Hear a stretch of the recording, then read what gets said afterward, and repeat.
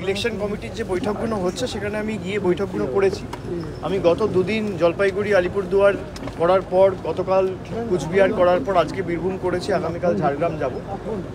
তো সাংগঠনিকভাবে তৃণমূল কংগ্রেস যত দিন যাচ্ছে শক্তিশালী হচ্ছে এবং বীরভূমেও আমরা যেভাবে আজকে বৈঠক করেছি, যে সাড়া পেয়েছি এবং আমাদের বিভিন্ন স্তরের জনপ্রতিনিধি, দলীয় পদাধিকারী যারা ছিলেন তারা বৈঠকে সবাই উপস্থিত ছিলেন। তৃণমূল কংগ্রেসের জয়ের ব্যবধান দুটো আসন থেকেই আগামী দিন বাড়বে, বোলপুর থেকেও বাড়বে এবং বীরভূম থেকেও বাড়বে।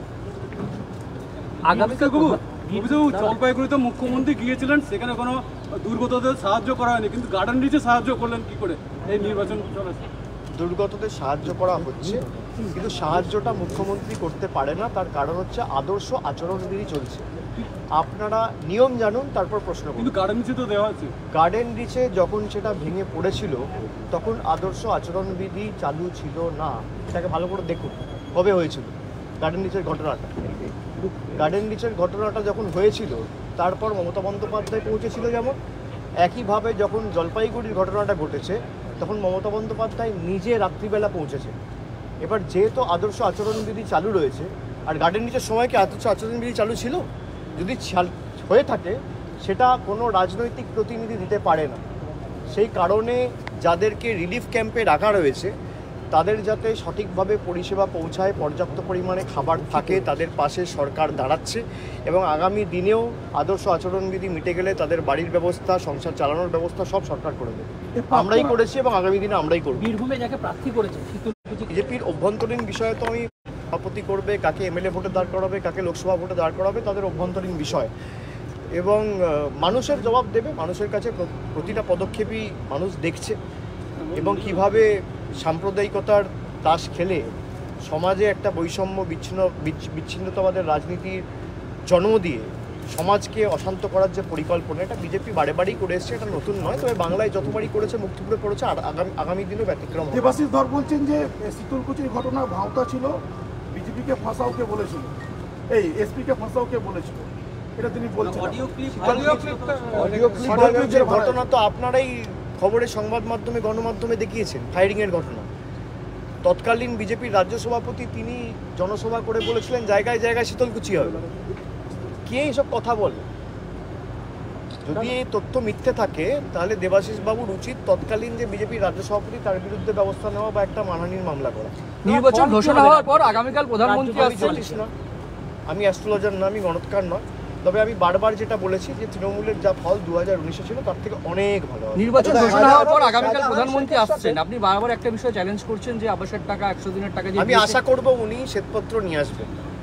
আমি আশা করব 2021 সালের পর থেকে আমি যে চ্যালেঞ্জটা করেছি যে আপনি 100 দিনে ক পয়সা ছেড়েছেন আপনার কেন্দ্রের সরকার, আর আবাস যোজনায় আপনারা ক পয়সা দিয়েছেন বাংলাকে, এর শ্বেতপত্রটা এক হাতে ধরুন আর এক হাতে মাইকে বলুন বাংলাকে দিয়েছি। আজকে একটা সিপিএম 2017-18 সাল থেকে আবাস প্লাসের যে তালিকা তৈরি হয়েছে সেই টাকা পর্যন্ত বিজেপি সরকার ছাড়েনি।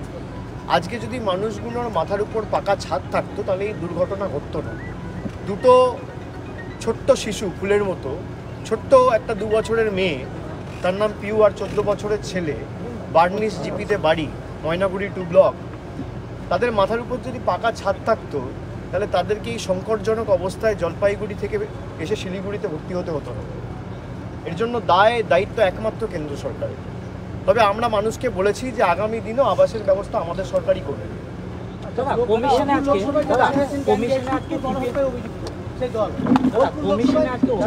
সিপিএম একটা অভিযোগ করেছে যে অভিষেক বন্দ্যোপাধ্যায় বিজ্ঞাপনের টাকা 9-6 করছে, এমন একটা অভিযোগ অডিও ক্লিপে প্রচার করছেন।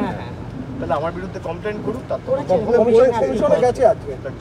নির্বাচন কমিশনে গিয়ে থাকে, নির্বাচন কমিশন তদন্ত করবে। আমি তো নির্বাচন কমিশন নই এবং তাদের যদি মনে হয় আমি কোনো রকম কোনো টাকা 9-6 করেছি, তাদের আইনি পদক্ষেপ নেওয়া উচিত এবং হাইকোর্টেও মামলা করা উচিত। আচ্ছা,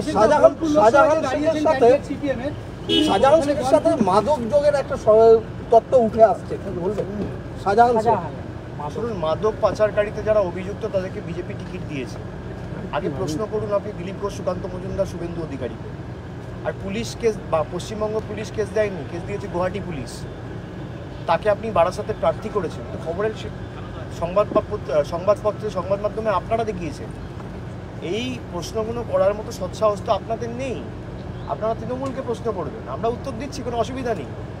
বিজেপির বিধায়ক বলছে শান্তনু ঠাকুর হচ্ছে গাঁজাখোর, আমি বলছি না, অসীম সরকার বলছে, হরিণঘাটার বিধায়ক। আর আপনারা দেখাচ্ছেন তৃণমূলের গোষ্ঠীদ্বন্দ্ব। তৃণমূলের কোনো গোষ্ঠীদ্বন্দ্ব নেই, তৃণমূল আরও শক্তিশালী, জয়ের ব্যবধান বাড়বে। 4 তারিখ যখন ভোট বাক্স খুলবে, আমিও এখানে থাকবো, আপনিও এখানে থাকবেন। বীরভূমিতে গোষ্ঠীদ্বন্দ্ব দেখা দিচ্ছে বিভিন্ন জায়গায়, বিশেষ করে মুরারই খয়রাসর, কিভাবে দাদা এদিকে সেন্টার আপনাকে চিন্তা করতে হবে না, যদি কোথাও গোষ্ঠীদ্বন্দ্ব থাকে তার জন্য আজকে বৈঠক হয়েছে এবং দল ঐক্যবদ্ধ এবং শক্তিশালী। আপনাদের যদি কষ্ট হয় তৃণমূলের গোষ্ঠীদ্বন্দ্ব হচ্ছে, তৃণমূলের দুর্বল হচ্ছে, যেদিনকে ভোটের ফল বেরোবে আপনি খুব খুশি হবেন। না, এই অনুব্রত মণ্ডলী যদি আজকে বিজেপিতে চলে যেত, ধোয়া তুলসী পাতা হয়ে যেত। বিজেপিতে যায়নি তাই জেল খাটছে। আজকে যদি বিজেপিতে যেত, যেভাবে অজিত পাওয়ার গেছে, যেভাবে শুভেন্দু অধিকারী গেছে, যেভাবে হিমন্ত বিশ্ব শর্মা গেছে, যেভাবে নারায়ণ রানে গেছে, ধোয়া তুলসী পাতা হয়ে যেত। এই 7 দিন আগে নবীন জিন্দাল জয়েন করেছে, তার বিরুদ্ধে একাধিক কয়লা কেলেঙ্কারির অভিযোগ রয়েছে। আজকে ধোয়া তুলসী পাতা বিজেপিতে চলে গেছে।